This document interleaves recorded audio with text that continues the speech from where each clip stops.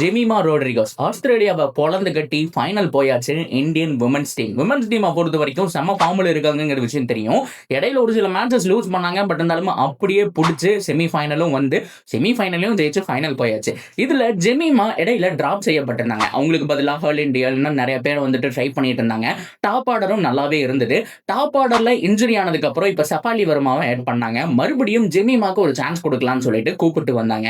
என்னையா டீமை விட்டு டிராப் பண்றீங்க? இதனால எவ்வளவு நாள் நைட்டு நான் அழுதுருப்பேன்.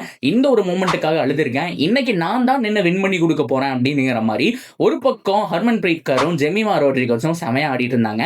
கர் அவுட் ஆனதுக்கு அப்புறம் கூட நின்று பொறுமையா ஆடினாங்க. செஞ்சுரி அடிச்சதுக்கு அப்புறம் கூட பெருசா செலிப்ரேட் பண்ணவே கிடையாது. பொறுமையா வெயிட் பண்ணுவோம், மேட்சை ஃபினிஷ் பண்ணுவோங்கிற மாதிரி கடைசி வரைக்கும் இருந்தாங்க.